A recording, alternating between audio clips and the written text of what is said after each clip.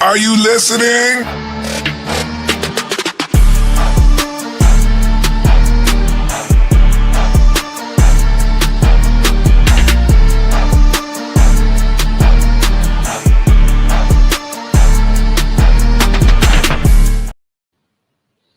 What's up, everybody? Welcome into the Running Wrestling Podcast, powered by Glitch Energy and a proud member of the Chair Shot Sports Media Group. I am your host, Bigmike. I am joined, as always, by my brother, Sped Rock. What's going on, Sped Rock? I gotta polish the crown, apparently. I got U1 here, all right? I got K2 here, and then I got the freaking encyclopedia sitting right beside me, okay? All right? How's this fair? How's this fair? Please make sure you polish up that crown for when you have to ship it off to one of the amazing guests that we do have. It is another special show, second night in a row of special shows because of the huge weekend coming up this weekend in wrestling. It is All In night, obviously All In being the biggest show of the weekend. We had to put it on our main time slot here on Thursday night, the normal time for the run-in, and we had to bring in some special guests. First up, we have Ultimate One, who is our WWE champion. What's going on, Ultimate One? You doing all right today? All right, what's going on, guys? Definitely, I was surprised that I was hit up about for this AEW All In, which is, to me, honestly, I pretty much already said in my podcast who I think are going to win, but we'll see what everybody has as far as their picks. It's going to be interesting. Yes, sir. Also joined by fellow Chair Shot Sports member, which is Ultimate One, and also Michael from Kicking Out at 2. Storyless tonight as she is traveling to All In to be there. So what's going on, Michael? How you doing? Doing good. Thanks for having me on. I'm thrilled to rep my show, and I'm not here just to play. So let's win this thing. All right, and making his run-in debut. You see him in the comments every week. He is our resident wrestling encyclopedia. Stampede is in the building. What's going on, Stampede? Mighty ho from the Great White North. Glad to finally be here with you, fine gentlemen. Yes, sir. We are glad to have you in the building. A lot different vibe than in the comments. We get to hear you right here now in the flesh and in the voice. So thank you so much for being here. But we do have one more guest that just popped in. Our final entrant, not least, but it is last on the list. We've got Mike Norton. What's going on, brother? How you doing tonight? What's going on, brother? Sorry for being late. Thank you for having me again. Shout out to everybody. No, sir. So I see we deep tonight. No, not late, brother. The party don't start till you walk in. That's what we play here. Respect. What's going on, Isaiah? Welcome into the pod. We had Lady Alpha in our behind the scenes. We also had TC, who is in behind the scenes with us as well. Thank you guys for jumping in. And look, it's a fairly big show, so we are going to jump right into it. So we will get to the slideshow. Pause just a second as I get everybody else added onto the screen. There we go. Now all 6 of us are there. Yeah. So All In. We've talked a lot of. There's been a lot of talk about builds over the weekend, both in WWE and AEW. So I'll ask the same question to you guys that I asked of the women on the Evolution. How do you think the build has been for All In? Coming up to this show, Michael, Kicking Out at 2. I'll start with you, and we'll work our way around the room. I don't think the build's been too bad. I mean, that's never really been a problem with AEW. Is they do like to do the build. Sometimes the build kind of fizzles off, but getting here, I think, has been fine. All right, Stampede, what do you think? I think this has been constructed really well. As far as the build goes, for a lot of matches that are pretty much 50-50. Down the split, where you don't know going in who's walking out the winner, and that's how it should be. It shouldn't be blatantly obvious who's winning. They've done that, so good job. Yes, sir. Ultimate One, what are your thoughts? Yeah, the bill has been good. I mean, they're not overdoing the storylines and whatnot. The ones that the storylines that I'm really looking forward to is the Toni Storm versus Mercedes Moné and the main event. And the reason I say the main event is because that world title has not been seen since October. So it's about that time. Yes, sir. Mike Norton, what are your thoughts on the build and some of the matches? I mean, I think the Bills been pretty good. Outside of, I would say the only thing that probably got forced on this whole card was probably the Nick Wayne Christian Cage into the tag match. That kind of feel like could have maybe had a little bit more of a build. Everything else they've nailed, even the casino gauntlets down to the MJF Mystico or Briscoe dynamic. Or with the ladies, you got Thekla and Aminata. That's clearly going hard body right now. So the Bills been good in my book. Yes, sir. We'll wrap it up. Sped, what are your thoughts? Yeah, listen, you already know. I've been looking forward to this for about over 2 months now. All right. The build for me has been fantastic. It's not copy and paste. This is actually what Stampede said 50-50 in a lot of matches. You don't know who's really going to win. And you're praying that one person's going to win, and stay timeless and start the downfall. But we don't know if that's going to happen. So let's see what happens here. Yeah. Yes, sir. And we'll kind of go along. I know Ultimate One, you mentioned kind of the matches you were most excited for. We'll start with you, Sped, and work our way back. What's give me one match that you're the most excited for on the entire card? Sir Nicholas and Matthew versus Swerve and Ospreay. Okay. Norton? It's hard to go against the Mox Hangman, but I'm gonna pick Kenny and Okada. That's gonna be freaking bomb. God. Yes, sir. Ultimate One, I know you said you're excited about both world championship matches. Yeah, but I think the one that is like it's kind of tricky right now is the Kenny Omega and Okada and the Toni Storm and Mercedes Monet. Because I mean, I'll explain it when we get there. But those are the two I'm looking for, and plus the main event. But those two are kind of like it could go either way. Yep. Yeah. Stampede, what match are you most excited to see? Oh, if I gotta pick one, it's Okada Omega. I've seen everything that they've done together, and I never thought I'd see this again, especially on American soil. So for this is the match that I'm really looking forward to. Awesome. King out of two. So I'm actually going to say the girls, Toni and Monet. Just the build to it has been great. I'm more hyped about this Monet match than I think I have been of any match he's had so far. So I think it's going to be good. Yeah, I actually think I'm probably most excited for Okada and Omega, like Stampede. I've seen clips of all their matches they've had over in Japan, and the fact that they're bringing it back over here is again something we thought we would probably never see, and we actually get a chance to watch it live, on American soil. I think that's going to be really cool. But I'm also excited about the gauntlet matches because those are just so unpredictable, which we'll get into here in a second. But before we do that, we will say what's up to the rest of the audience that's in the room. What's going on, Herb and Raj podcast? We appreciate you guys stopping in. You can always check them out every Tuesday, 8 o'clock Central. Nothing but legends on the show. I agree with that. I've got tons of legends here on the show tonight. What's going on, Zach? How you doing tonight? And the aforementioned TC, who is in our behind the scenes, now kicking it with us on the main show. We will get right into the predictions since there is a lot of us and a lot of matches. We will start off first with that women's casino gauntlet match. Start off with you, Sped. Who do you think wins it, and do you see any surprises coming? I see a bunch of surprises, but I don't know. Like, I want to say Britt Baker gets in this somehow.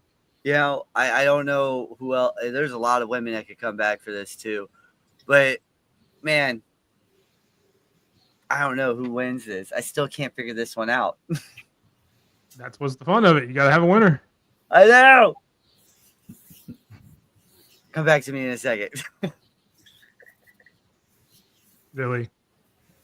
No, seriously. I really. This is the only one I have no idea who I have winning. Honestly. Mike Norton, who you got? First, I think we'll see a bunch of. I think this could be potentially one of the longest matches of the night. I think it will go longer than expected. Probably. I think we're going to see a few returns along with a few, new signings or just debuts. You could say. I'll say one thing.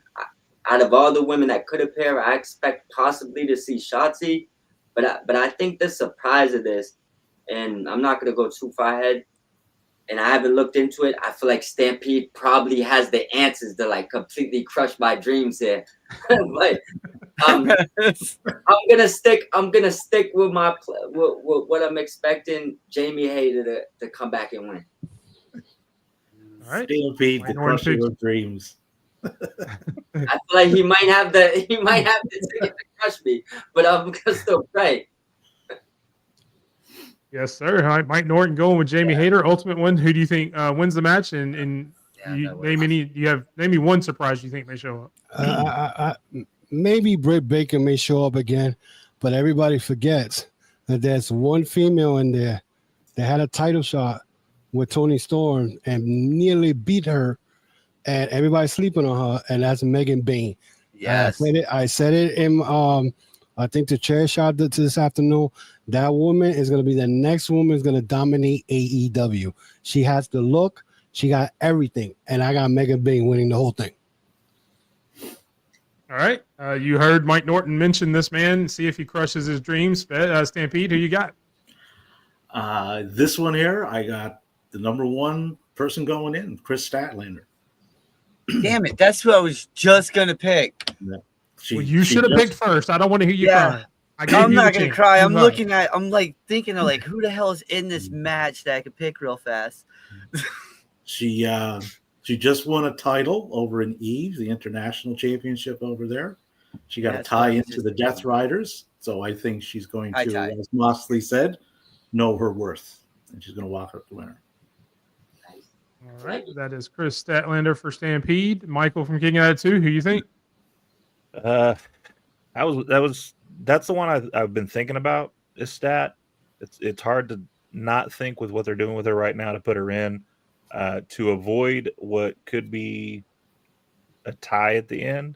I'm gonna go ahead and switch it to the other one that I was thinking was Amanada. Amanada, okay. All right. I didn't do my who might show up. I think Shotzi shows up. I don't think Shotzi would show up. I think Shotzi right now is doing on the indie storyline with Matt Cardona. So I don't see Shotzi showing up for one deal type thing. I don't think she signs. I think it's just no. She hasn't not signed, but I'm saying to do a one-time deal. I don't know. Just to be fair, Shotzi's wrestling for GC tomorrow night, Friday, and Saturday is when All In is, and it's right down the street. So yeah, they're not far from each other. Away. She could. And hell, her first two matches on the Indies, she flew across country overnight to make both of those matches. So it's possible.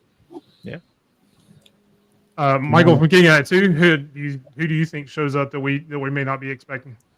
I think the same as most people here is I think Britt is probably the one that's going to show up. There's too much of non-talk about her. Toni is really avoiding talking about what her status is and what's going on with her. So that one makes sense on a wrestling standpoint.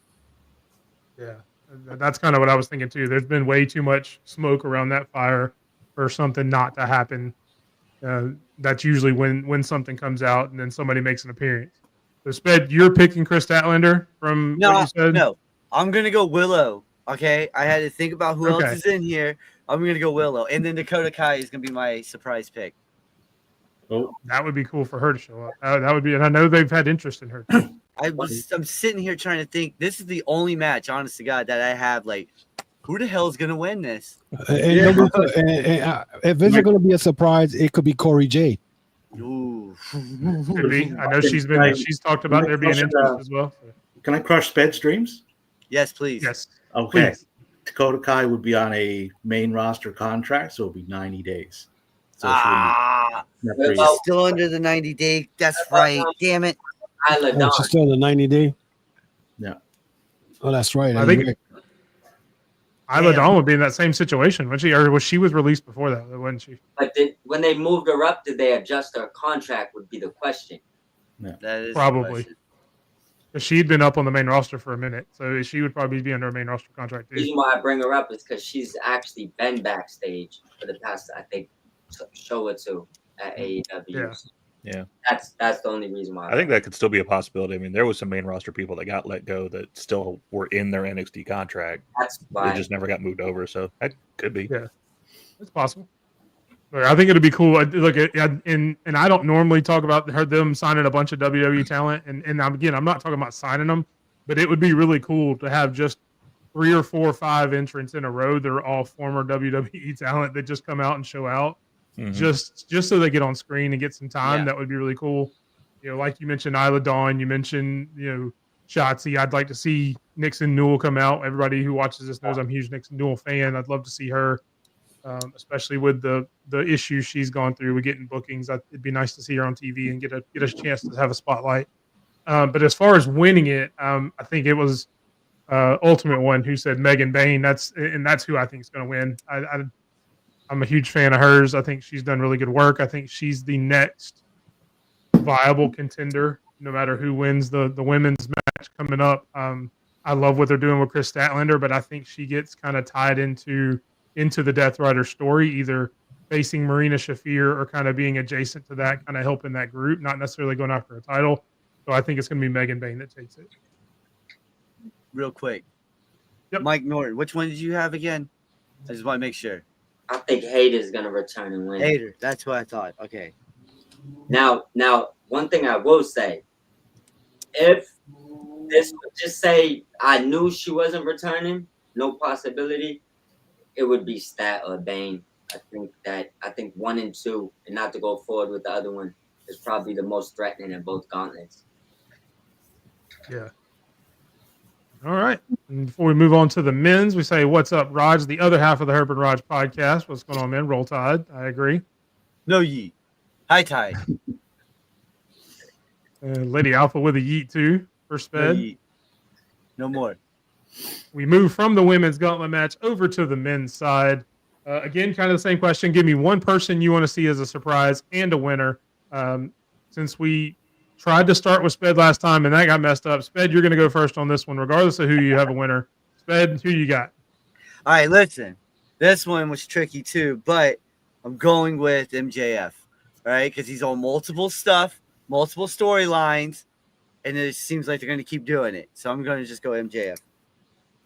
All right. Ultimate one, who you got? I got MJF. That's a no-brainer. That's a no-brainer to me.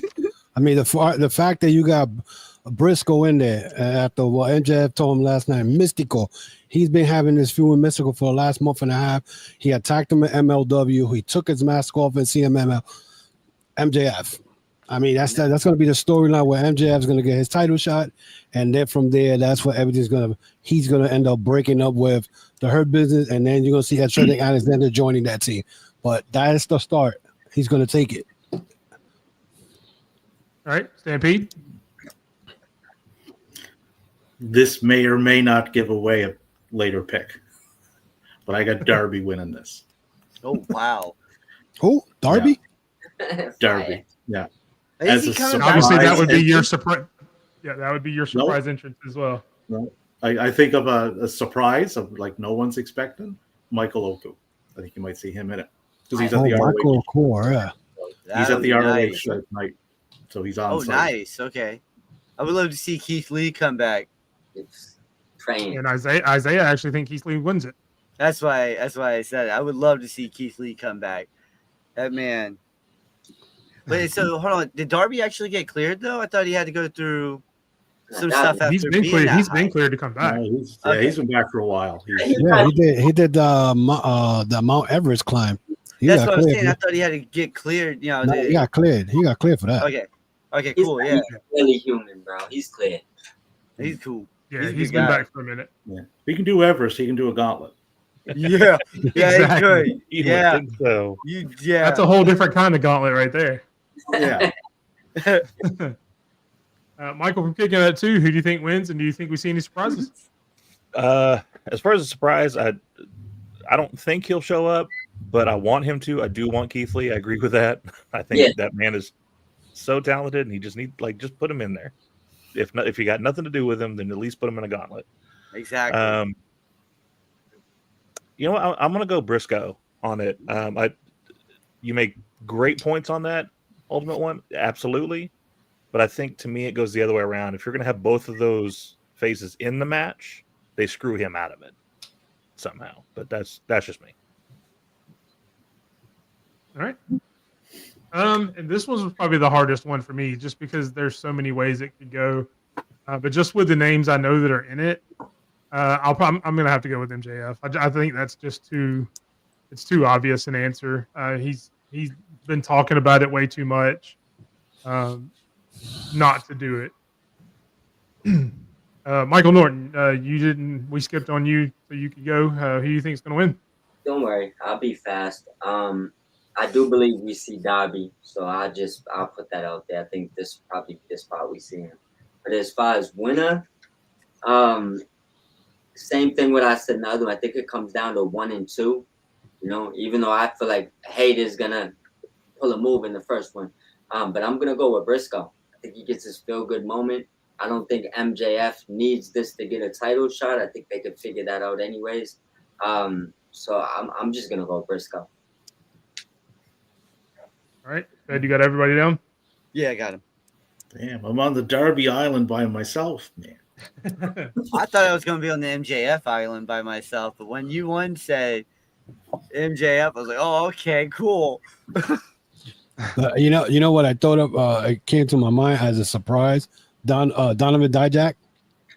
Oh, Yeah. good gravy. That'd be cool. And Bishop Dreyer, or Mhm. people will know him as Baron Corbin, whatever. I don't know if he signed with anybody, but I know he's They out. just won the tag title somewhere. They're LW tag champs. Yeah. Yeah, MLW was it? Yeah, they won the MLW tag. Yeah. They're actually a dope tag team. One thing I want to say, I just want to say his name too to speak it to existence. I hope Keith Lee does return tonight. I feel like we're unanimous on that, at least. 100%. I'm a huge Keith Lee fan. Yeah. We'd love to see the Spirit Bomb again. What's up? All right, moving on. That tag match that Sped said he is so excited for, so we're going to make him go last on this one. It is the Young Bucks, Nicholas and Matthew, versus Swerve Strickland and Ospreay. Stampede, we'll let you go first on this one. Who do you think wins and why? You're going to me? No, Stampede. Oh, JB. EVPs win. The Bucks. They keep their titles with a little bit of help from a returning Jack Perry. You Nice. suck. Okay.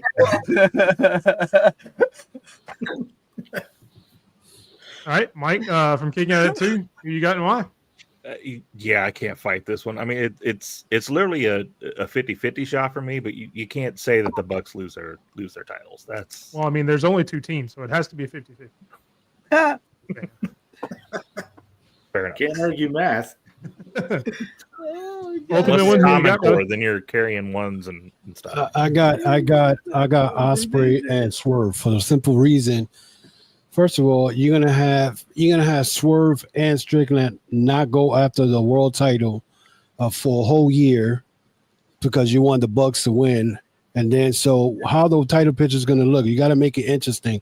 You just can't have, Swerve and Ospreay not go for the titles for a year. It doesn't make sense. You got to make the world title picture interesting. So I see the Young Bucks losing their titles Saturday. It makes more sense to me. I mean, I don't see what are you going to do for a year with Ospreay and Swerve for a whole year? They're not getting title shots. That don't make no sense to me. So that's why I look at it as Strickland and Ospreay winning this. Okay, Mike Norton, who you got, brother? I guess I give my reasoning because Ultimate One went right before me firing. I think that personally, I'm not gonna give matches away, so I'm just gonna name names. But Mox, Hangman, MJF, probably Lashley at some point, Briscoe. I think they might be able to get away with a year, working on how they decide to do it. But I think the Young Bucks win.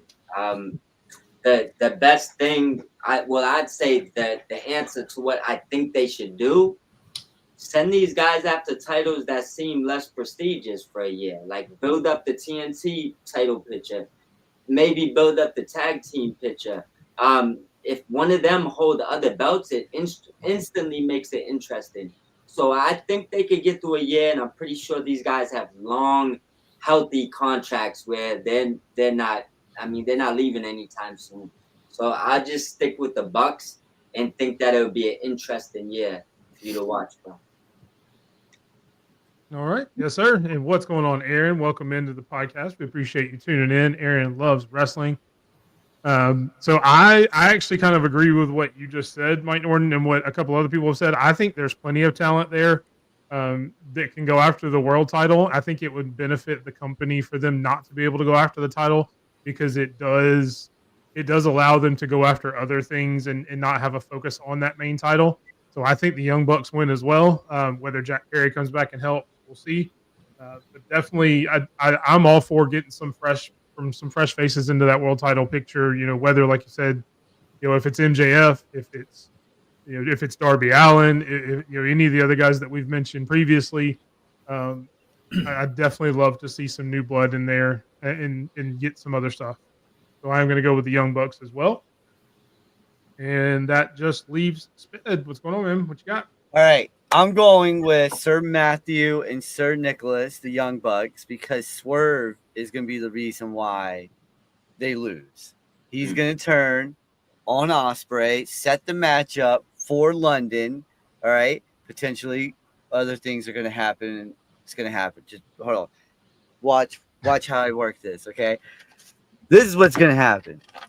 Ospreay, and you're talking about what are they going to do and everything. I get what you're saying, you won. I really do. I like what you're going with. They got one of them's got to be. I thought Ospreay was going to be the next one in line for the world title, but that one's it's kind of iffy in my book now. But with the Young Bucks keeping it, then you set it up for the Hurt Business versus the EVPs.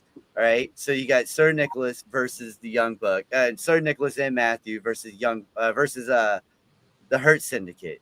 Then it sets up, if they win that, say the Bucks win that, then that sets up FTR. Then that sets up Speedball and all of them. They got a shot, because we all know Speedball or Mike Bailey and all of them, they're not winning against the Hurt Syndicate anytime soon. They keep going after them.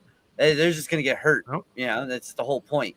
But yeah, yes, we know Sped's pick for that match coming up. Oh, my bad. I forgot about that. Yeah, Sped's picks for that one. Sorry, I forgot about that. No, you're good. You're good, man. No, that's no problem.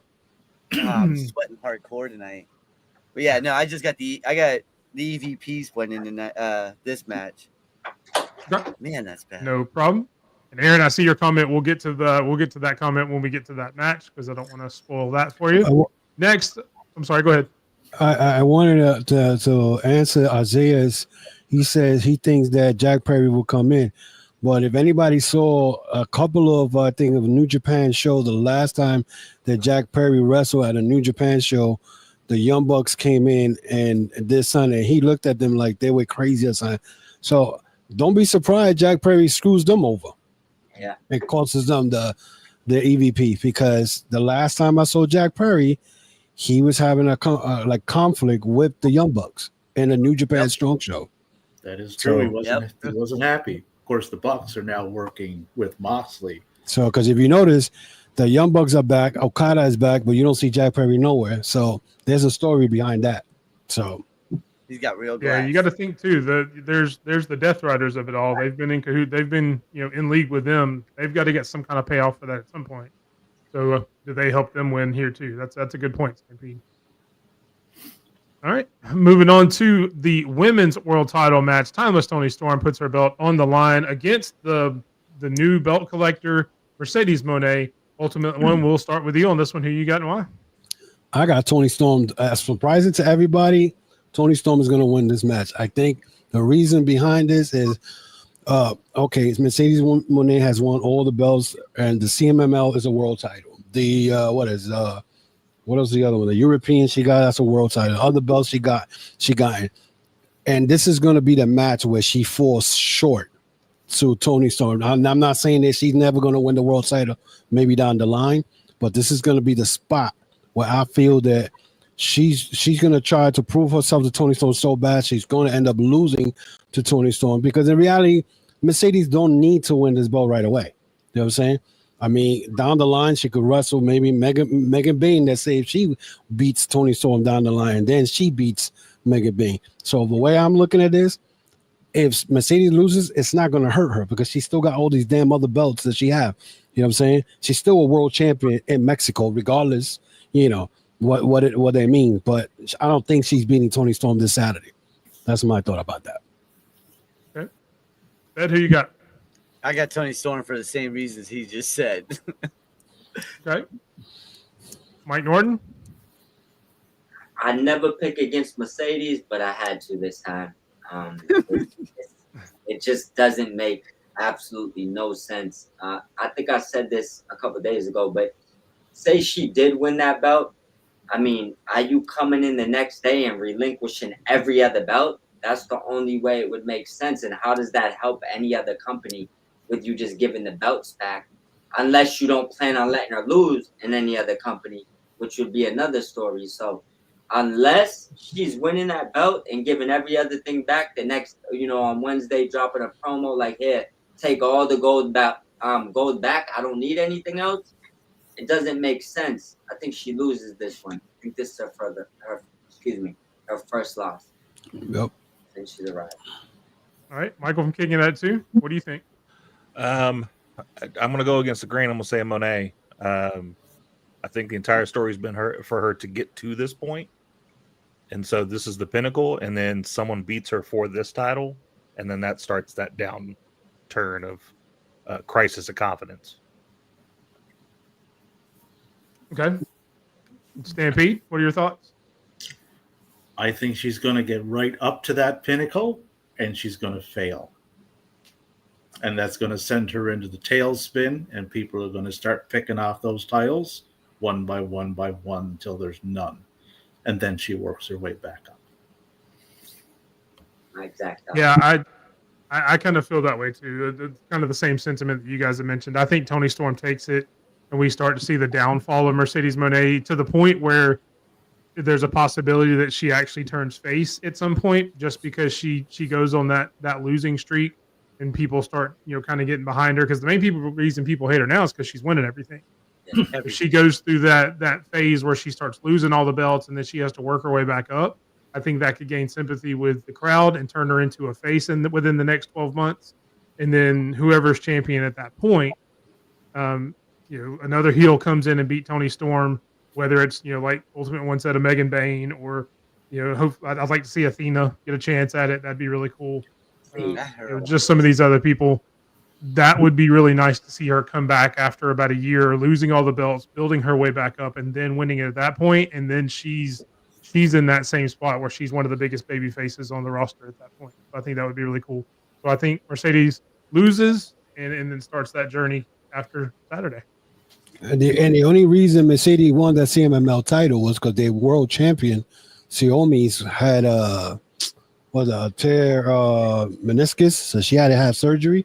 And that's when she dropped the belt, because the way she lost that match didn't make no sense. I mean, it was weird. So, what a good way to have somebody to CMML to represent in Mercedes. But you're right. Yeah, if you're going to draw eyeballs, that's who's going to do it. Exactly. Yeah, say what you want about a lot of women's wrestlers, whether people like Mercedes or don't. She definitely is one of the biggest draws in wrestling as far on the female side. People are going to pay attention. People are going to look at it when her name's attached to it, maybe more than anybody else in the business, to be completely honest. Even more than a lot of the WWE names. She did that on the Web Pro show that she went over and defended against Kanji. Like, that drew really, really well because she was on the card. And I've been saying it. I mean, who's better than her right now? Nobody's better than her right now. You know what I'm saying? She got all the belts right now. They love to hate her. In North America? They love to hate her, exactly. Yeah, there's no one better than her. On this a million boos is just the same as a million cheers. As long as it's not the go away boos. Like, sometimes the crowd been, I feel like, overdoing a little bit. Like, stop trying to boo them out the building, stay on the right line. But if you can get the whole building to boo you, it's just as good. Yeah, you're doing your job. Yep. Exactly. Good work right there. Yeah. Well, it's when you're getting neither of those things. Yeah. That's silence is deadly. That's when the alarm bells should start going. Yeah. Ding, ding, ding. When you hear the crickets. Yeah. What's going on, Carol? Huge Yeah. AEW and huge FTR fan, Carol. Hey, joining Carol. the show. Thank you, ma'am. I hate to see the FTRs not in that tag title match that we're going to talk about here in a minute, but because I know you love them. But hopefully they'll get a shot really soon. So, next up, you do have one of the matches that I'm most excited for. I know a few other people said they were most excited for the brand new AEW, or I guess not brand new, but kind of brand new AEW Unified Championship match. Kazuchika Okada, Kenny Omega for the first time on U.S. soil. Winner takes all. And being our resident encyclopedia, since this has probably got the most history of all the matches, I'll let you go first. Stampede, who you got? I think I might be going outside of the box on this one with the pick, but I'm going with Okada. I think he needs to win more. It gets that series closer as far as like overall. And I think with a loss, that will get Kenny Omega and Kota Ibushi back together as the Golden Lovers. And that bumps up your tag team division even more because that seems to be going over a little overhaul currently. So if you add them to that mix, you get Christian Copeland in the mix, FTR, Ricochet with what he's doing with the Gates of Agony. All of a sudden, that tag team division is looking pretty good. Yes, it is. Among others.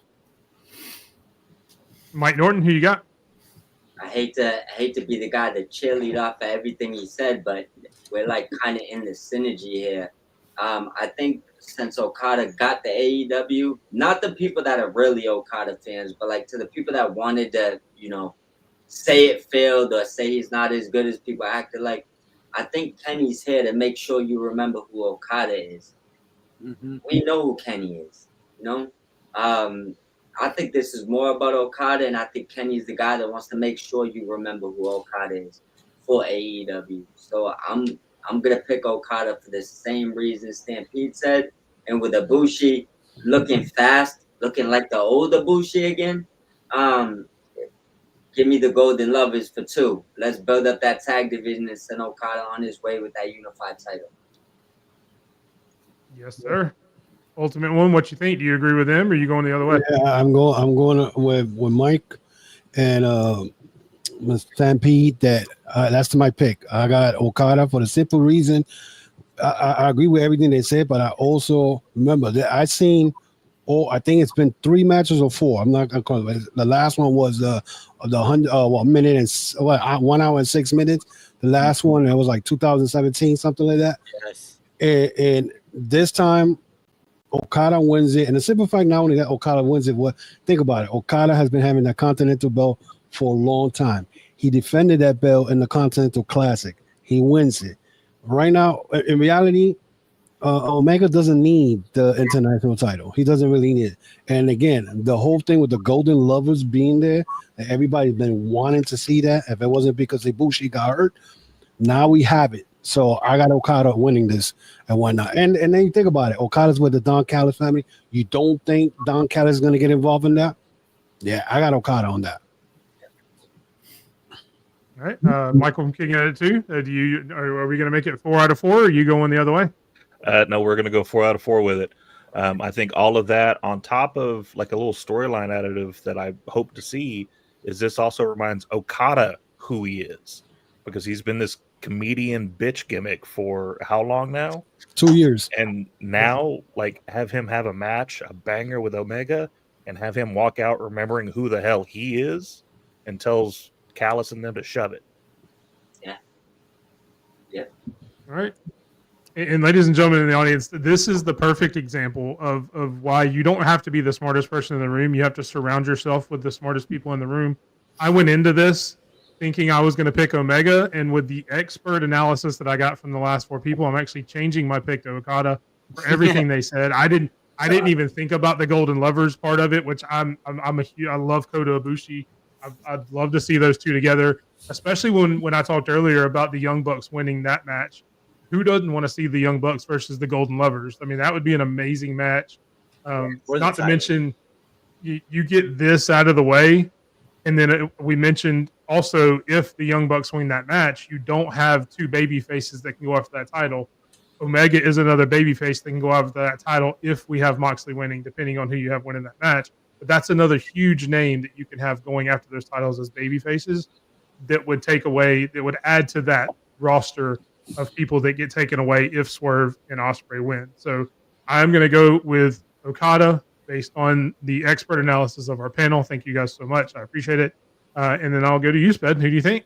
I was going to say something about Don Callis, but someone already did. That's just the ultimate stab in the back. Cost the title. I do got Okada for that reason. I think Don Callis gets involved. Okada, like you guys said, he's going to come back and he's going to show everybody, like, what's up? You guys been sleeping on me for about 2-3 years now. Now what? So I can't wait for this match, though. I knew everybody was going to be picking this one, and this is going to be a freaking banger. This whole thing. And not only that, you think about it, Okada's probably going to end up winning it because also you got Takeshita, who has confronted Okada a couple of times. Takeshita is not even in the All-In show. He's on the Friday show on the Super Car of Honor. So he may get involved some way. Anything can happen. He may be the next challenger. So could be the next challenger for a few things. He's winning the G1. That's my pick right there. Oh yeah, me too.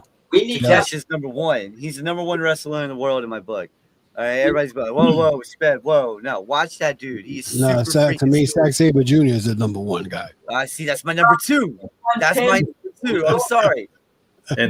And funny you should say that because the G1 finishes 1 week before Forbidden Door. And Zack Sabre Jr.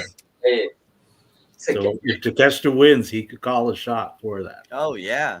I think whoever said that Okada wins and tells Callis to F himself after, basically, I feel like nails it because then Callis is sending Takeshita full force with it. That's probably how the two goes. Yep. It's going to be a banger. 100%. Wouldn't you just call him a bitch, though? So. Maybe. Show him the middle finger. Yeah, just show him the middle finger. Yeah.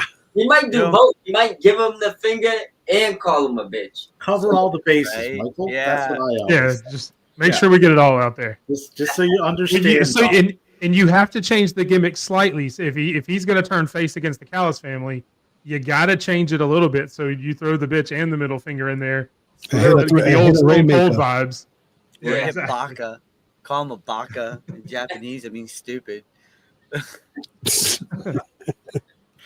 Yes, thank you for joining us. We're Hero 99. I wouldn't mind seeing a lot of Callis family. I mean, I like a lot of the people in the Callis family. Takeshita is one of my favorite wrestlers. Obviously, Okada being in there is cool. I've actually I missed the murder cage. Murder Cage. I missed that team too. Can't wait for. So yeah, definitely love the Callis family. So as much as we love to hate them, I guess. With a lot of gold, man. Depending on how these matches fall. A lot of gold. Takeshita should have all the gold. Period. Takeshita should just. Well, he had that. He had the never open weight, and then he had the international at one point, the beginning of the year. Yeah. So. I never wait though, man. I don't know if it wasn't for Stampede. Thank you first off for letting me know where to watch it. And man, holy crap, that was cool. That match made me like, yes, I love life again. Yeah. I'm just happy to catch this smiling again because I know about a year ago he was like distraught. It sounded like he wanted to fly back to Japan, like he just wasn't having fun. And now it seems like he might have caught his groove. So I'm happy that happened to him. When he went over to the G1 last year and came back, completely different guy. Oh yeah, like in every respect. Yeah. I think he finished in the top 4 last year. Yeah, he did. He had a really good showing last year. He's winning He's it one of this the odds-on year. favorites to win it this year. So. He's winning it this year. I would put money on it. You win that, you get an automatic title shot, right? Takeshita's first opponent is going to be Gabe Kidd. Oh, that'll be a banger. Someone give me. I gotta watch that. He's in a tough spot. There's a lot of banger matches there for him. So. Yeah, this could be intense. Who got the panel for it when we doing the G1 predictions? What's going on? That'd be dope. Hey, we'll talk about it. I'm here for it. Yeah, no, we should I am definitely too. do that. Oh Do the man, blocks and send them around, and see who we're picking for the blocks. That's an That'd be excellent pretty idea. Absolutely. I already, That'd be like I already March. picked them. I already picked the top 4 guys. I got David Finley, Takeshita, Gabe Kidd, and who's the other one? Yoda Sushi.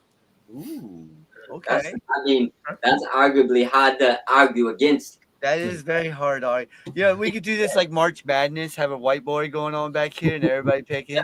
Yeah. And then from there, we When does the G1 start? I think in 2 weeks, or next week, something. Yeah, I know. I know it's over the middle or the ending of July. 17th. I'll take a look at it and see what I can 17th, come up okay. with as far as a show idea. I'll get a hold of you guys and see what I can come up with as far as a show idea for some pick. We'll And see then- how we can make it even more fun. And then from there, we could do the Stardom 5-star. Just to hear everybody say the names. I think that would be fun. Hell, That'd be screwed. I want to do that show just to hear Sped say all the names. Well, That'd that's be what I was screwed. thinking of was Sped. It's like, okay, that'll be the That's place the of admission right break there. I can't even That say Saskatchewan or Saskatchewan. What the hell is it? Yeah, I figured when he had a hard time with Nova Scotia. Nova Stardom- Scotia. Yeah, Stardom was. Hey, you got it right that one. Good job. You got it right Because he that just time. said it. If I You would have cracked said it it up, wrong, Gary. I want to hear him say Momo Watanabe. Wabadabi. Close enough. Wax on, wax off. You're allowed just to say Momo on that one. Just say Momo. Momo. Apparently, they have named. We'll do I an love it. impromptu pick for the 0 hour. So make sure you write this one down, Sped. It is going to be FTR versus the Outrunners for I got All In FTR, 0 yeah. hour. FTR just getting the win on Collision last week. You know what's happening You here. heard. Yeah, it's Ultimate interesting. One thinks That's bad. FTR gets the win. Mike Norton, I heard you about to say something. Who do you think is going to win that one? Oh, you want me to predict this now? FTR's losing. This FTR. is a feel-good moment for the runners. I'm picking the Outrunners. You picking the Outrunners? I could be completely biased because I feel like FTR is supposed to win this, but I feel like the Outrunners have had like spurts where AEW missed that mark and could have sent them somewhere that make them a lot of money. I'm gonna go with the Outrunners. I think they find a way to win this. I got FTR. Okay, Ultimate One says FTR. Mike Norton says Outrunners. Sped, who you got? I'm going FTR. Just it's FTR. Right. Come on, it's a good guy. There's another FTR. I will also go FTR. Picking out it too. Who you got, man? You know, I'll go against the grain again. I'll go ahead and give the Outrunners a shot. And All right. to make my friend over at the Wrestle Collective Health grumpy, I'm going to go with the Outrunners. Mm. I think they kind of fluked the win out, and I think FTR later on kind of fixes that situation, which we'll get to. All right. Oh, we're There you go. split. 3 and 3. Nice. We had 3 for the Outrunners, 3 for FTR. So Thank you, obviously boy. Carol's going to pick FTR. Isaiah picks FTR as well. So did Stampede? We'll do a programming note real quick. Did they officially announce the other match we were talking about, the trios match? On Collision? I'm not sure because I got the sound down because I don't want to come. They most likely will. They're probably gonna. What you talking about? The trios title? Yeah. Yeah, the trios title match. They're probably gonna put it. I think it probably be the. It'll be the Ops against against Luda, Gabe Kidd, and maybe and Claudio. Claudio. Yeah, Yeah, that's who it'll be. That's why they brought Gabe in because he has. I take the ops on that. And the reason I Okay, say that we'll because Gabe Kidd got the global world title #1, and he's gonna do the G1, so he's gonna be out there for a month and a half. So I don't see them winning the belts. He don't have Okay. time to be defending no trios. Yeah, Ed, did you get a chance to write that one down, the trios title? Yeah, Ops. yeah, I got Okay. ops. I am going to go with the Ops as well, just for the same reasons you guys mentioned. I think we're coming to the end of the Death Rider story. I don't think we may get the end of it tonight. We'll see when I get to my final pick.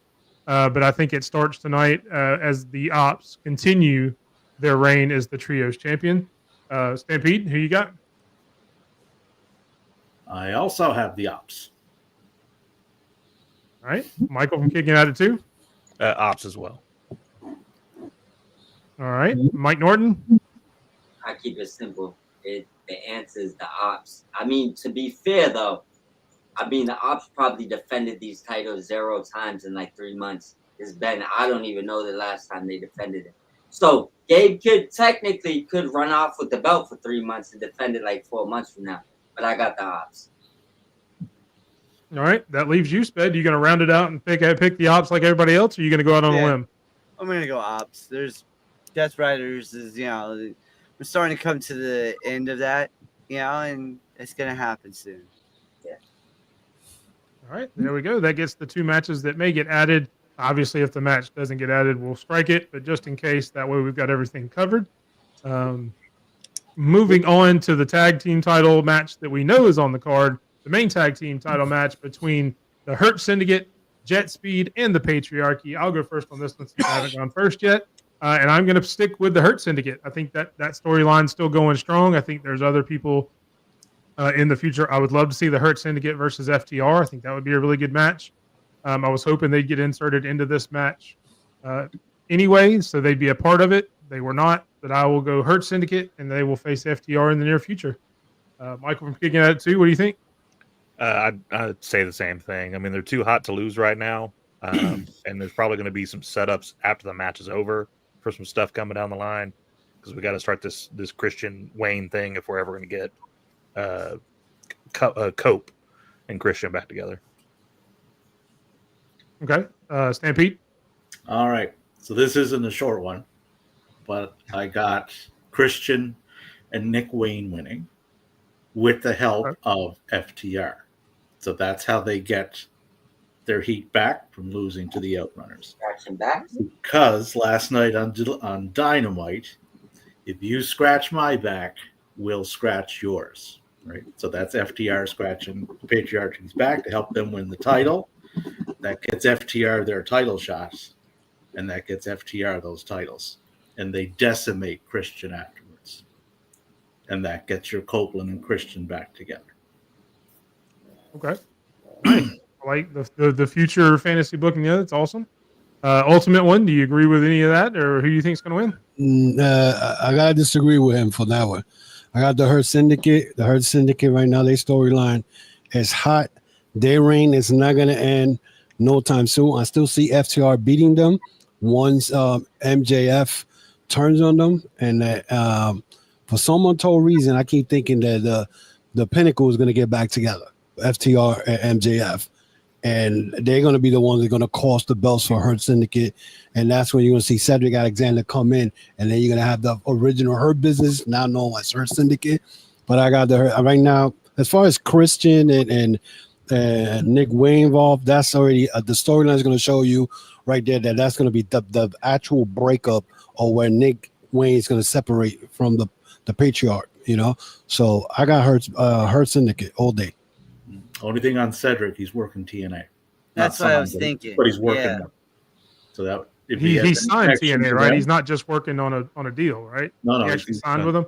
No, he's not signed, but he is working with them. So if he's working there, he won't be working. AEW. Who is this? Yeah. Cedric. Cedric Alexander. Yeah, I knew he had done some stuff with TNA. I just didn't know if he had signed a contract. But yeah, definitely if he's involved with TNA with their WWE ties, I doubt he's going to show up on AEW as well. So that's a good point. He's doing a program with Mustafa Ali. Yeah. Yeah. Yeah, but he's been working elsewhere. I know he was in House of Glory. He wrestled Mike Santana a couple of months ago. So he's everywhere. I don't think he's signed with anybody. So he's still out there. So definitely a possibility. Yes, sir. Mike Norton, who you got? I'm torn between 2 things here. Since Sped did it to you, do you want me to go to Sped and come back to you since he did it to you earlier? I got you. I couldn't figure out that first one, man. I got you. So, Jet Speed, I love the push they're getting. I hate to do it because I love both those guys. Put them to the corner for a second. I don't think this match is much about them other than just pushing them up to be more, bigger figures in AEW. What I'm torn between is Christian walking out on Nick Wayne or them winning. the walkout would mean it's ended, and he leaves Nick Wayne to probably get decimated and pinned.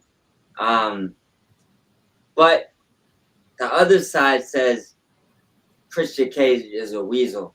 He finds some way, whether it's FTR's help, whether it's a sneaky pin, whether it's something, right?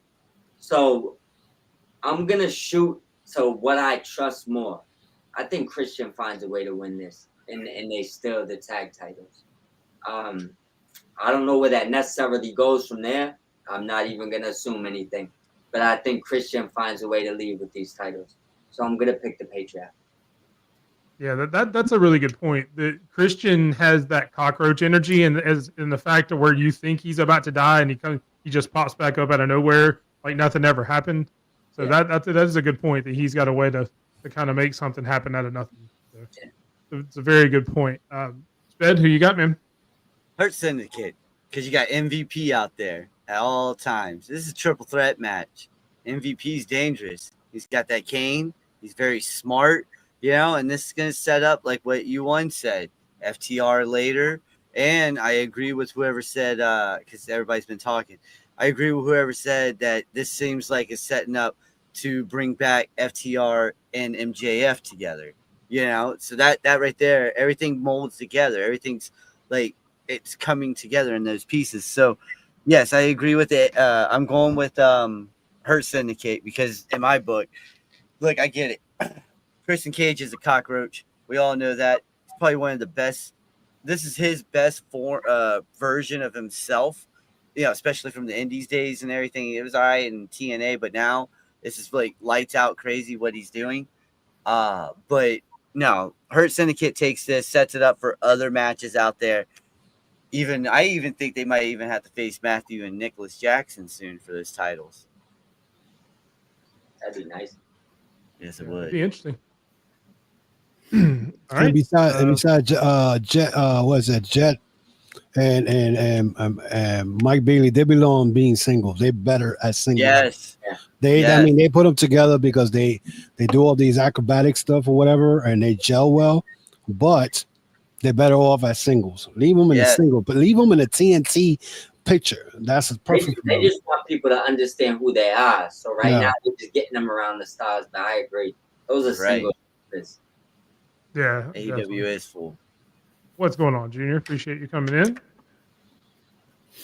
All right. Speaking of that TNT title that you mentioned that you want Speedball and Jet going after, we go to the TNT Championship. The champion Adam Cole defending his title against the proto-star Kyle Fletcher. We'll start with Sped on this one. Who you got and why? I'm going Kyle Fletcher because this kid has been something else lately. I mean, look, we all talk about Miles Bourne over in WWE. This dude's more smoother than Miles over in NXT right now. I get it, whatever. But this dude's freaking smooth right here. And Adam Cole's title run's been sleepy. I'm sorry. It's time. He's right. Isaiah's right. It's time for Kyle to win. I mean, he's had some bangers against Ospreay and everybody else that he's faced so far. Yep. Mike Norton, what do you think? I know I'm going completely against the grain here because I know that, Fletcher's one of my favorites in AEW, and I know he's the pretty in pink pick right here, right? But I feel like if you want to build prestige on that title, just passing it off like hot potatoes isn't going to do that. You need someone to persevere. You need someone to hold on to that title for a little bit. With that being said, I'll say two things. I think Fletcher is the one to take the belt from him, just not now. I think Adam Cole finds a way to let you remind people who he is here and winning here, and going from because right now this title run is like, I don't even know if you could call it a title run. It needs to have something before you just throw it off, in my opinion. So I'm gonna stick with Adam Cole and hope that they build value to this title instead of thinking and giving it to the next person is gonna do that. It's about holding it, Yes, Ultimate one, who you got? I got Kyle Fletcher for the simple fact this guy, since the first time I saw him in 2019 as part of the Aussie Open, this guy got all the talent in the world. And then now when he became part of Don Callis' family, I mean, it's time to put a belt around him. I mean, yes, Adam Cole, you know, he is Adam Cole. Regardless if he lose or win, he's still going to be Adam Cole regardless. I just don't feel that the TNT title was not meant for him. He's not a TNT title. He's not a TV guy. TV champion. That's what I call that belt. But Kyle Fletcher, with the performance he has done, when he performed in the Classic last year, he put up like 12 points. His match against Ospreay, the guy, actually, he had 3 matches with Ospreay. They all bangers. This guy needs a belt around him. So I see him beating Adam Cole. And Adam Cole, and I think Sped said it, his title reign has not been that, good. I don't know. There's something missing. I don't know what. Yeah. It's like, I don't know. Is it because it's the TNT title, or I don't know what. But his title reign, he reminds me when Omega won the IWGP belt in 2018 or 2017, and that reign wasn't strong. I just don't feel it. So Kyle Fletcher for the win. Yeah, and so a couple of you guys have mentioned the run that Adam Cole's had, and before Stampede, before you give your answer, can you tell me how many defenses Adam Cole's had with that TNT title? Do you know off the top of your head? Yeah, probably 2, maybe 2 or 3, not that much. It hasn't been a lot. I know he defended once with Kyle. I think the first time. I think he defended against what's his name? The one who had it before him. Oh my God. Jack. Daniel Garcia. Daniel Garcia, that's what I meant. Jack. I'm thinking Jack Perry's coming back. Yeah, Daniel Garcia, and that's about it. He's been in tag teams against the Don Callis family, and he hasn't been defending the belt. That's what makes it weak. He's not defending it like what he's supposed to be doing every other week, because that's the TV Saturday title right now. His 4th defense. It's been pretty lackluster and sporadic. With the way to kind of describe the run, so it hasn't been. So obviously, I'm putting Fletcher in this one, but Fletcher ticks every possible box you would want to tick for a professional wrestler.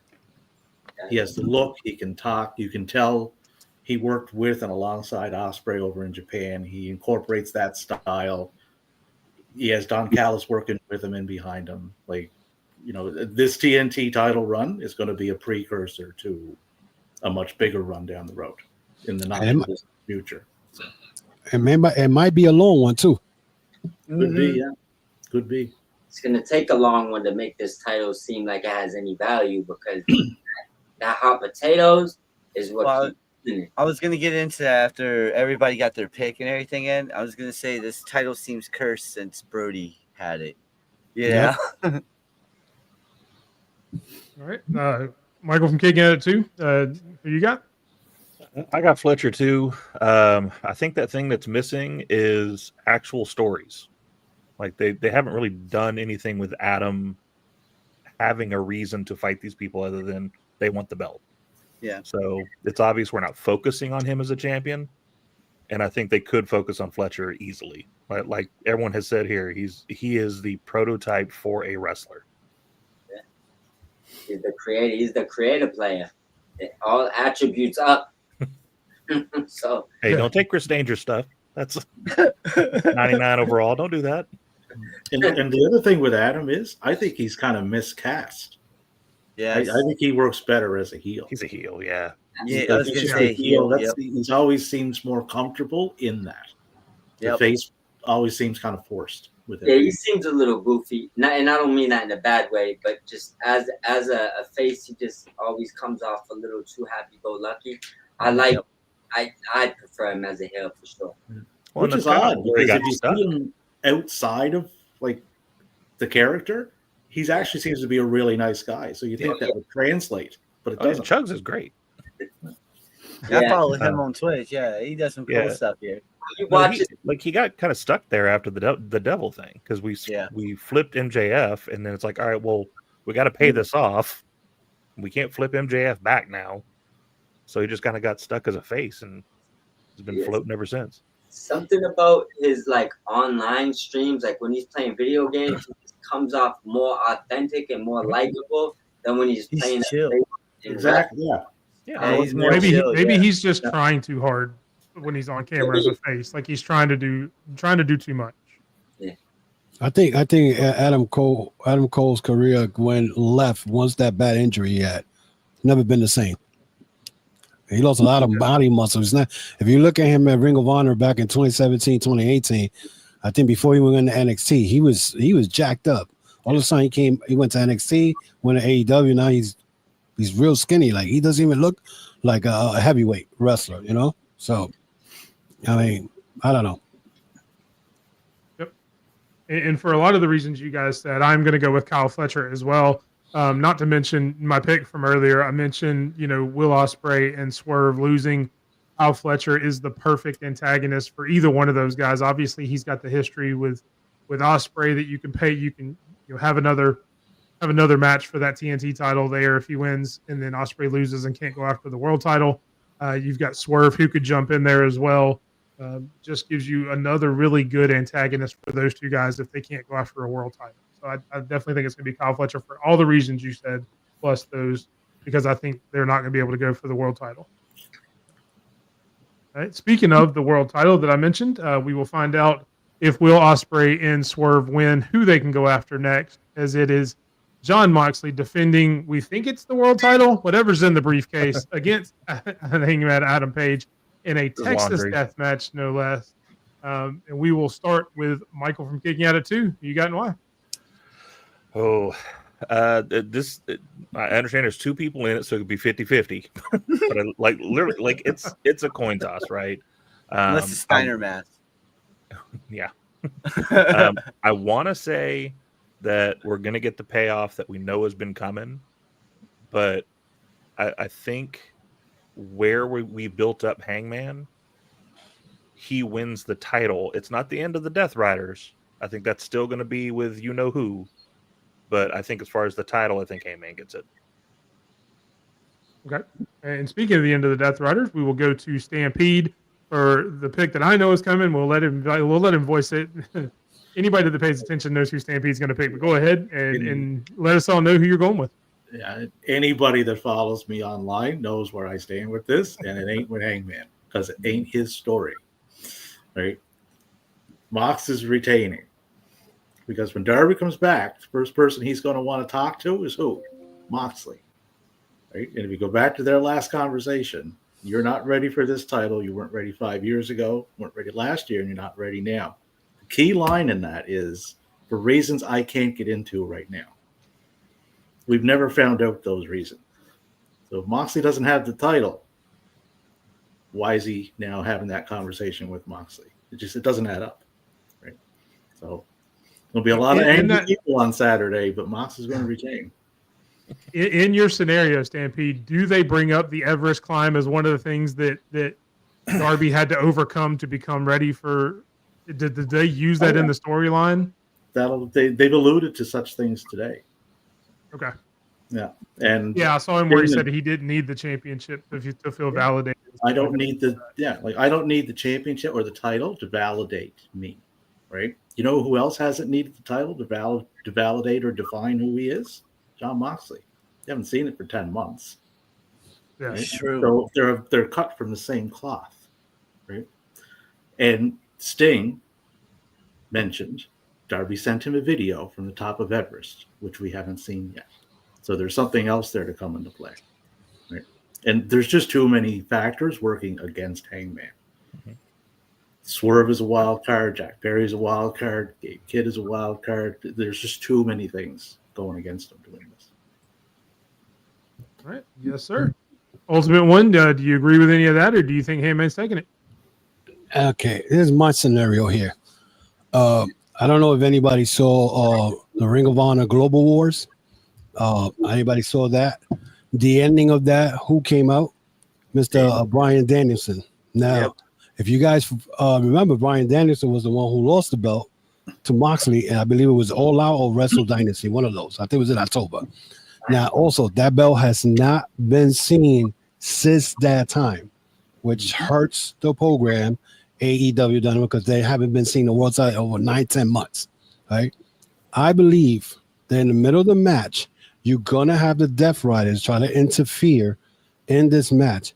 The Ops are gonna come out, and the whole melee is gonna happen. You know how they take it to the back, they're fighting in the back, and Bryan Danielson is gonna cost Jon Moxley the world title. This is payback for what happened at Wrestle Dynasty. So I got Hangman winning it, and Danielson interfering in that match. So I got Hangman. Can I piggyback off that for just 2 seconds? Good. Yeah, go ahead. He's absolutely right. Danielson did show up, and he used a psycho knee to. It was blue. He did it to Shane Taylor. No, at the Mexico show. I can't think of the wrestler that he did it with. But in the match that preceded it, Wheeler Yuta used 2 Busaiku knees. So that was a precursor to what we were going to see afterwards. If you go back to that match that Danielson lost the title in, it was Wheeler Yuta who put the bag over his head.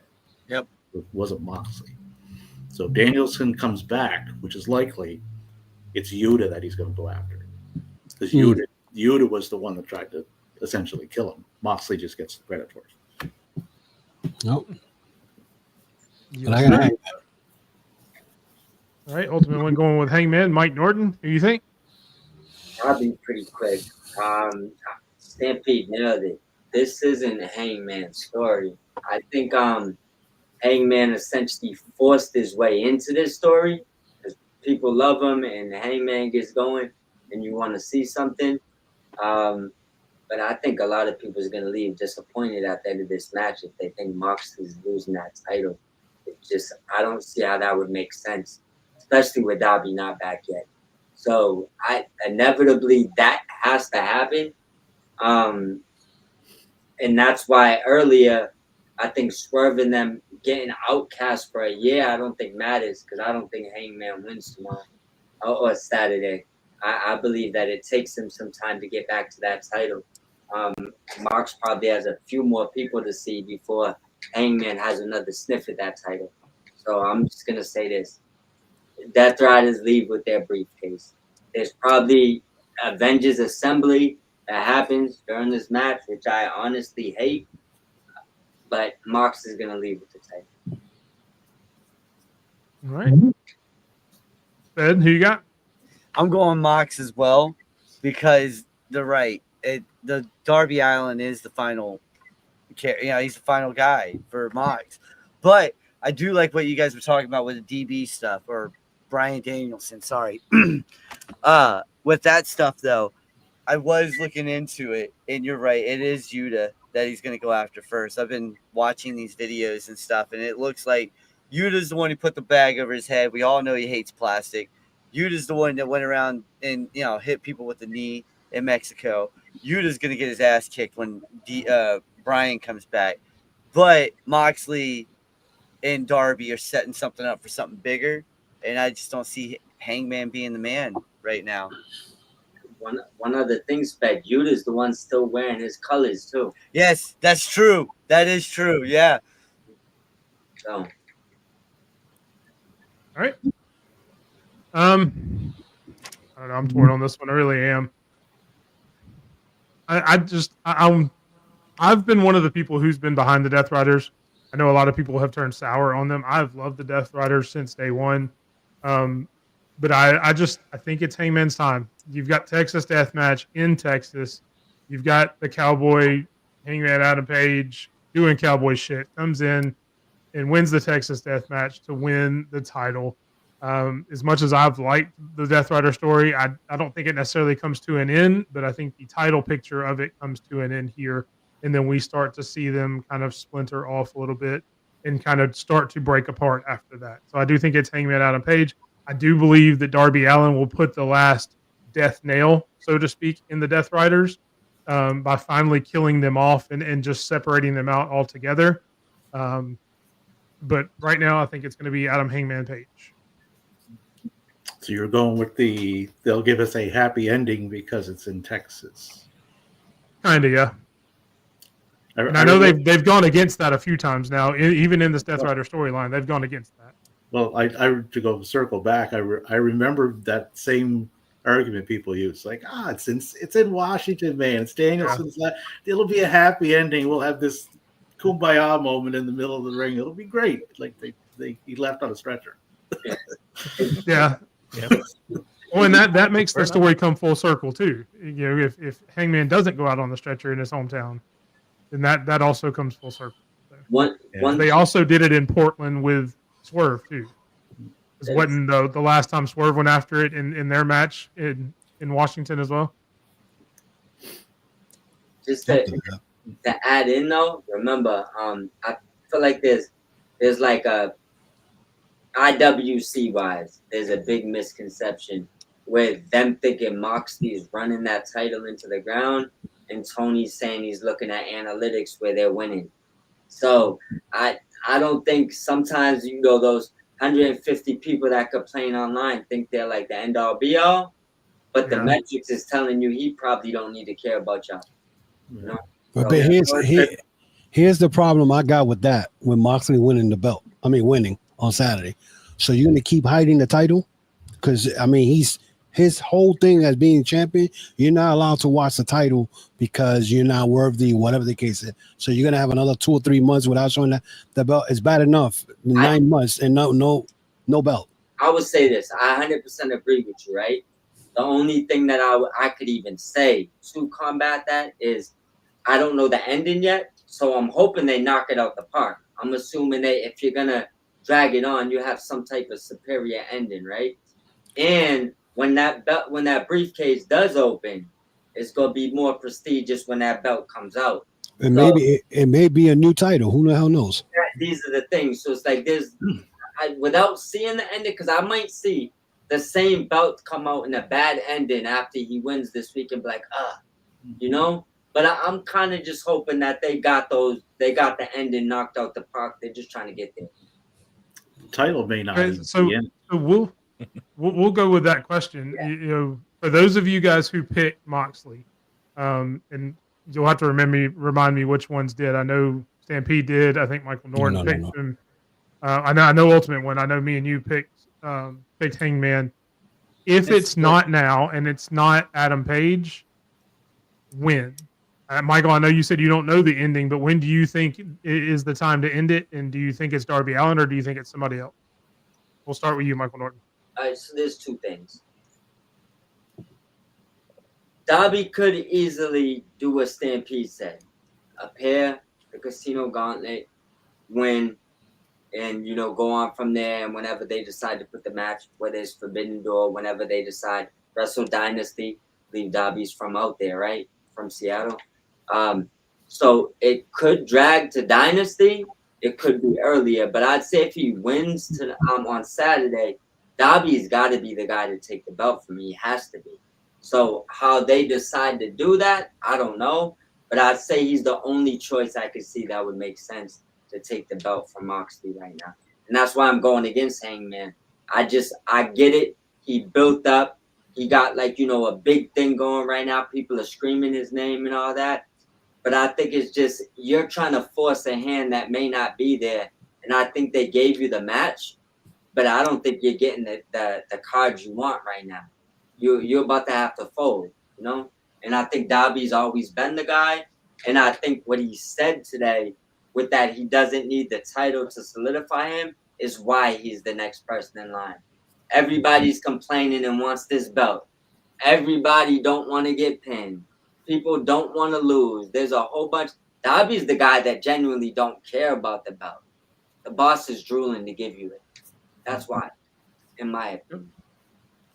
And Stampede, I know you think it's Darby Allin. We've had that discussion. But if it's Darby Allin, he comes back, when? What show is it at? Is it at the next pay-per-view? Is it down the road? I think what they'll do is they'll come full circle with this because they haven't announced where Wrestle Dream is yet. So I think once Darby gets that shot through the gauntlet, you'll see that announced for Washington in his hometown. And to kind of piggyback off what Norton said there, I'm just using Norton because there's too many Michaels in here. Yeah, no, you're good. Hangman's on a bit of a self-redemption arc, and he thinks the title is going to redeem him, right? That will validate his redemption. And it goes back to what Darby was saying today, right? He doesn't need the title to validate anything. Yeah. Hangman does, right? So I think that's another reason why he falls short. It's just his story is different than what the Death Riders is, so they don't match up. I know he's the hot pick and everybody loves him right now, but just because you love a guy doesn't mean he's the right choice all the time. Well, I mean, it seems like everybody going up against Moxley is the hot pick at that time, so that's a good point. And then none of them have won it yet. And I remember this exact same conversation in almost every space that we had about the Swerve and Moxley match. They were almost identical conversations. Oh, if Swerve doesn't beat Moxley, that's it. People are going to start tuning out. They're going to lose interest. It's going to lose steam. None of that took place. It's still chugging along. Right? That was a few months ago. So, all right, Michael, I'm kicking that too. Did you pick Moxley or did you pick Hangman? You picked Hangman. I did right? Hangman. Okay, so that means Sped, you picked Moxley. Yep. So if it's Moxley, who ends up taking the belt and win? No, I agree. It's Darby, and I was thinking London. They got a big show coming up in London here soon, don't they? Forbidden Door. Yeah. Yeah, Forbidden Door in August. Yeah. I mean, I was thinking it was gonna be there. Okay. Isn't the next pay-per-view All Out in like 6 weeks or something like that? All Out is in October, I think. September. Is it October? Something like that. September, I think. I thought there was one in like 6 weeks. What's coming up and what's the next pay-per-view? They got Forbidden Door September, Forbidden Door August, all Out in September, and then Wrestle Dynasty in October, I think.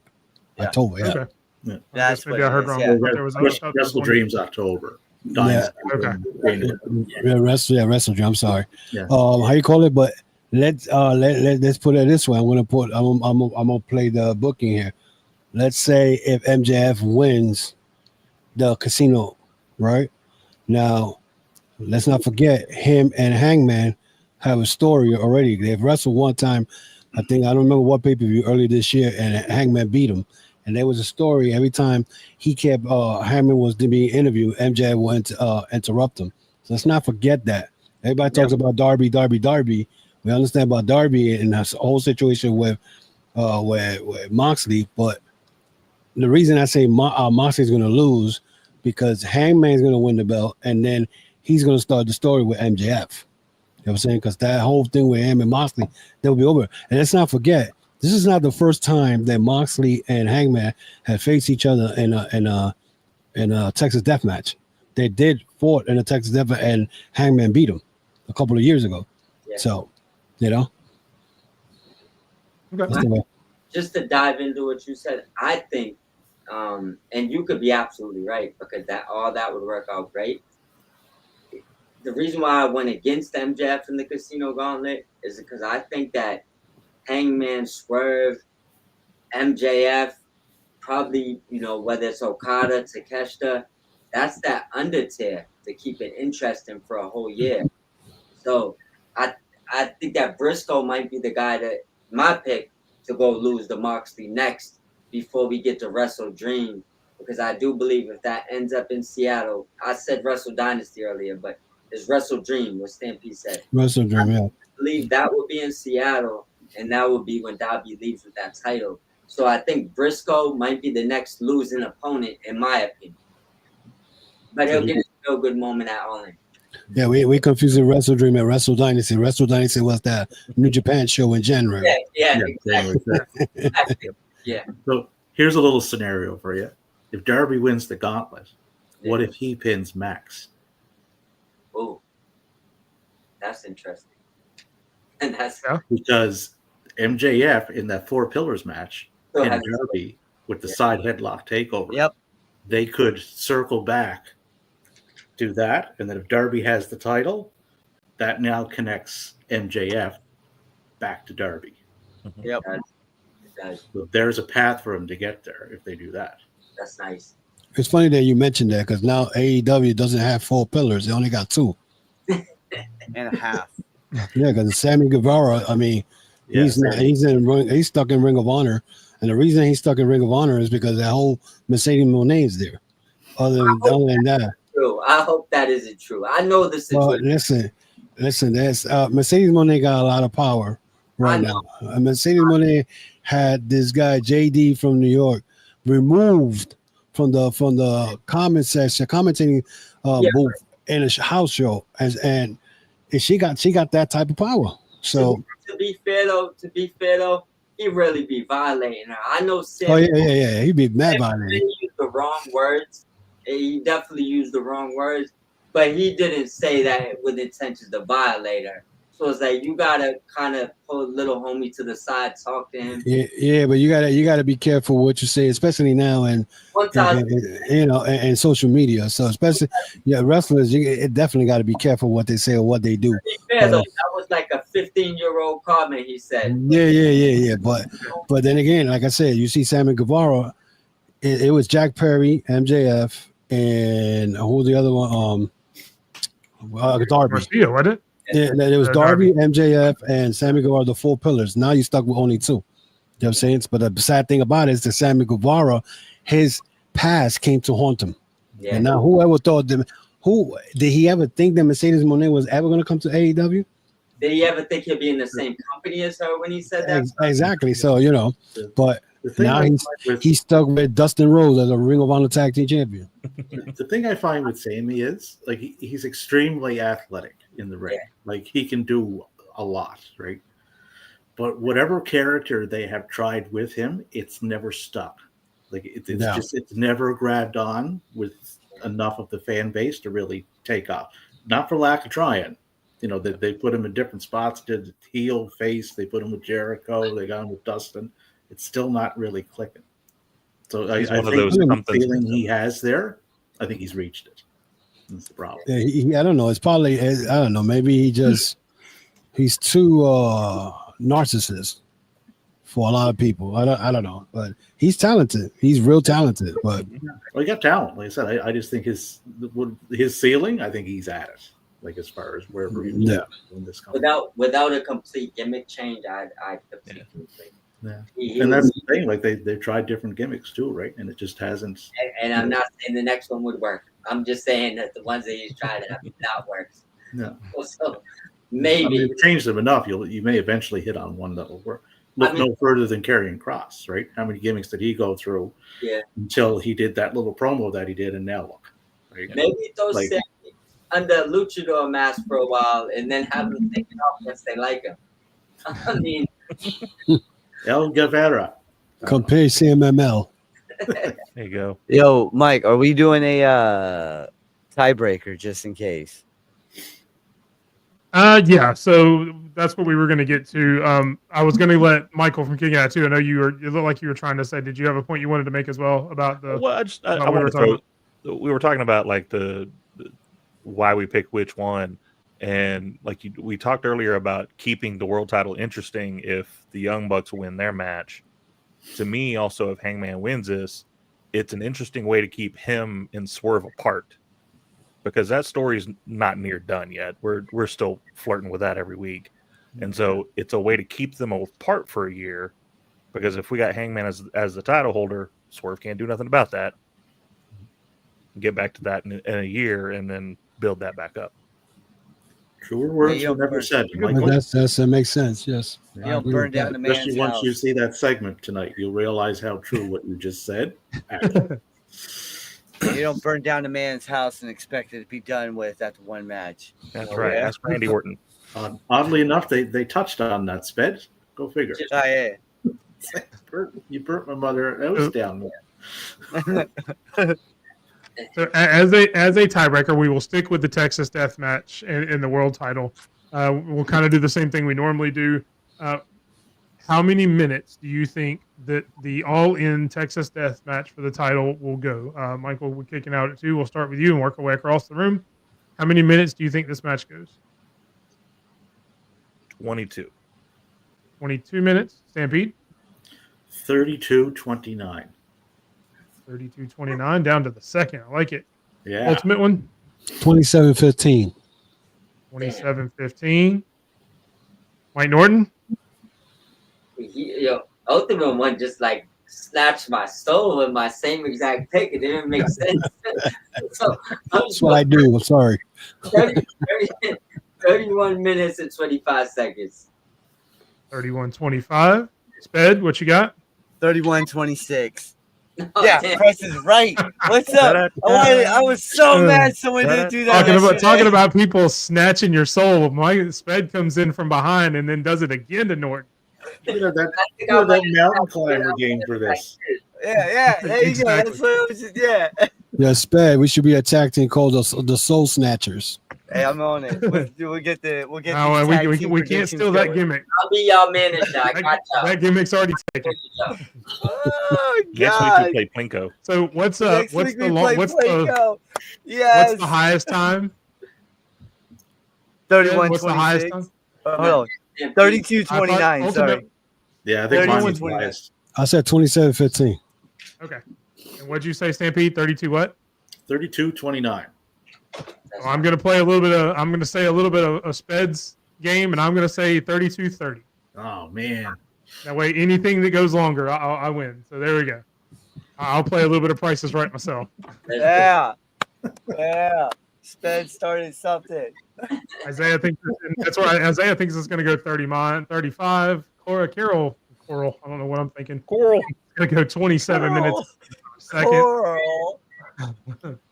And she's agreeing with Stampede. Or you got to make sure you watch the end of Collision tonight. Swerve and Hangman's face to face. Definitely, we're going to go back and watch that so we get all the information. And that is all the matches for All In. But we do have one more match to talk about as far as the run-in is concerned, and that is what we have every Thursday. The run-in matchmaker. It is a ode to the Texas Death Match with 4 hardcore legends. You've got Raven down there at the bottom. Rest in peace, Sabu. Terry Funk, and Mick Foley. Sped, you put it together, so we'll let you go first. And for those who don't know, this is where we pick. It is a 4-way. It is going to be a Texas Death Match. You book the match. You say who's going to win. Sped, you're up first. Who you got? I got Terry Funk pinning Raven in one hell of a freaking match. All right. Terry Funk is probably the ultimate hardcore legend, and this is one of the most hardcore matches that you can think of. Mick Foley, he'll do his thing with Sacco and Barbie, the barbed wire. Sabu, he'll kick you in the face with a chair, and I will laugh. Okay, it's one of my favorite pastimes. But Raven takes the pin. That was my obvious person to take the pin in this one. And I was going to give the veteran Terry Funk. I saw Sabu over here. Terry Funk, the W on this one in a chaotic match. And what do you guys think? All right, I'll go first just to give our guest a little bit more time to think about it. I am going to go Cactus Jack. He's always been one of my favorites. I've said a lot of times that Mick Foley is one of the reasons I've loved wrestling, because I got to see somebody on screen that looks kind of like me, a little bit more out of shape, that could still go with everybody else. So as a sentimental pick, I am going to go Cactus Jack, getting the win. And I think he picks I think he pins Raven after a really good match by all of them. Anybody want to go first out of you 4, or does anybody know? Mike Norton, I saw him raise his hand. So I'll go quick, right? Okay. I got one question before I make my thing for Sped. Is this in the ECW arena, or is it in a different arena? Are we in Philly? Yeah, we in Philly on this one. You got to be in Philly in this one. Either that or you got to be in the Bronx. All right? It's either Philly or the Bronx. You see the two right there. You can definitely... You throw them outside in the Bronx and let them just go at it for a minute. Yeah, because bring it on my side of town, the Bronx. That's just a Saturday night. All right. It's just Saturday, yeah. So I'm gonna throw a little bit of the Avengers Assemble here. I'm gonna say that IVD comes out cost Sabu. Because in my head, it's just that timeline, right? So I could have said Taz, but we'll stick with IVD, right? Obviously, Funk and Mick are legends, but I'm going to be completely biased here and honest.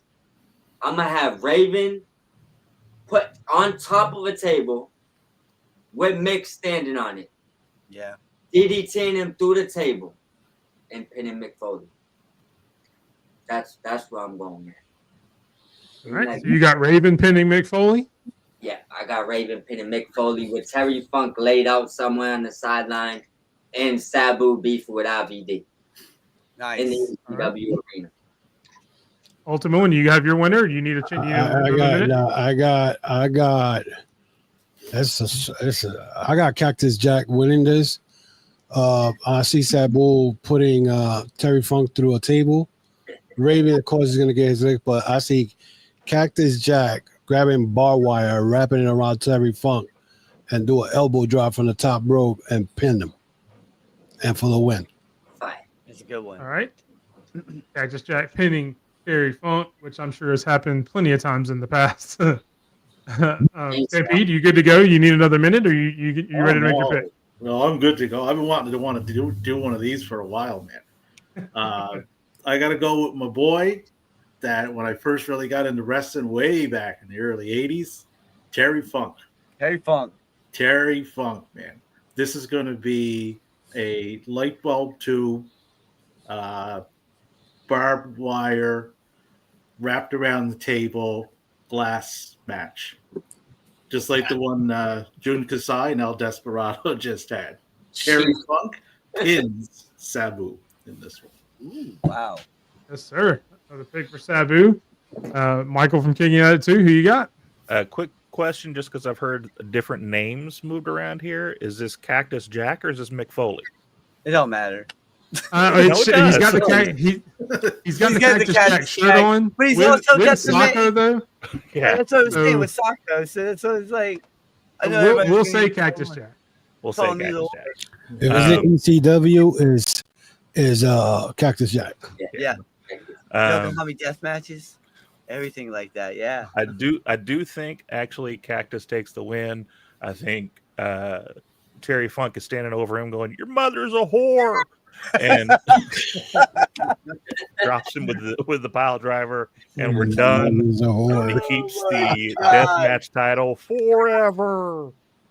That's amazing. You yellow dog. Yellow dog. Yes. Well, gentlemen, thank you guys so much for coming on. It was a great show. Thank you for the matchmaker hijinks at the end of the show there. Thank you for all your knowledge and all your picks of all of the AEW All In card. I think I can speak for everybody. We're all excited for All In coming in. But just so you guys can find out where to find each and every one of these guys, we'll start with you, Mike Norton. When you're not here on the Run In Wrestling podcast with us, where can everybody find you? At Mob Squad 508 on YouTube, at X. Those are the only two spots to find me right now. My Elite Mob podcast, the Elite Mob podcast has the same @ as me. So at Mob Squad 508 at everything. That's how y'all find me. Did I see there was an announcement that you had had another show coming up in the near future too? Yep, we have a show coming. Me and your boy John. We're gonna be dropping something every Tuesday. Stay tuned for details. John gonna be blasting out, all the details on that. I'll be putting out more details, but when I get back from the All In show, we'll have a lot more information on that. Yes, sir. NXT Rewind, I think, is what the name was. Kind of an NXT recap show every Tuesday night with Mike Norton and John from Chairshot Sports. Speaking of Chairshot Sports, one of the other proud members of the Chairshot Sports Media Group, Ultimate One, where can they find you and where can they find your show? Well, they can find my show at YouTube, the Chokeslam Wrestling Report. You can find me on Facebook, Instagram, the X. I do the show every Sunday at 12 o'clock. I will be doing the All In review, so check that out, the highs and lows. So, come check it out. Appreciate it. Yes, sir. And again, speaking of the Chair Shot Media Group, another proud member, my brother Michael from Kicking At It too. Another show you can find on Chair Shot Sports. Let them know where all they can find you. Absolutely. You can find us at Kicking Out of 2 PC on Twitter. You can find us on Blue Sky, TikTok, YouTube, and Twitch at Kicking Out of 2 on its own. We go live every Tuesday and Thursday night, serving up entrees of every corner of the buffet of wrestling we got going on right now. All right. And Stampede, other than the Library of Congress over there in Washington under Wrestling Encyclopedia, where else can everybody find you? You can find me on Twitter at Stampede_ism. You can also find me with the Wrestle Collective. That one there is at DUBC Worldwide. We do spaces Monday and Wednesday for the Raw Rundown, Dynamite, Collision. We have spaces Tuesdays and Thursdays to the Wrestle Collective. So give us a follow there. Give myself a follow, and just spread the word through the Forbidden Door like we're doing here. Like just make the world of wrestling a better place, right? That's what we're all doing right here. We've all come together. This is what it's all about. So good stuff. Yes, sir. Well said, Yes, sir. sir. And as Michael says every week on his show, wrestling is a buffet. Enjoy what you enjoy. Let other people enjoy what they enjoy. But again, I want to thank you from me for all of you guys coming in. You can find me at _BigMike27 pretty much on all socials and right here on the Running Wrestling Podcast every Thursday night. Starting next week, we will be going a little bit earlier, 7 o'clock Eastern, 6 o'clock Central. A little bit of an earlier time slot here going forward. So make sure you make that note to catch us soon. Or if you want to make sure you never miss us going live, make sure you hit that notification bell on YouTube. Subscribe, follow, like, do all the things. And that is at the Running Wrestling Podcast on YouTube, which brings us to the one and only Sped Rock with the final word with Sped. Hey, first of all, thank you for everybody who tuned in on Twitch. The push for partner is definitely real, so thank you. Hey, use the link that you guys saw pop up for the sponsor that we have for the video game this week, King of Avalon. Hit that. Then use 10%. Use the promo code RUNIN for 10% off at Glitch. But if you're a veteran or first responder, use these QR codes. Go get your tickets. Go watch baseball, football, hockey, whatever, man. Basketball, all that stuff's coming up. Go get the tickets for under $20. Do your thing. Great seats. I've already done it. Went to a Caps game. Amazing. Commanders game. Great seats. DC's not too far from me. You can go up in New York, get a bunch of tickets like that as well. It's pretty much everywhere. If you like AEW, which we're doing right now, AEW is one of the few wrestling companies that big wrestling companies that does things with vet ticks. So you can really get real good tickets for dirt cheap. So head over there and do that. I like how you did that with the D right there with the glitch. I just noticed that. But yeah, thank you guys for tuning in. And if you're looking for me, just type in Spedrock on Google. It's right there. Everything pops up. Peace. Have a good night. Right. See you guys. Not everybody.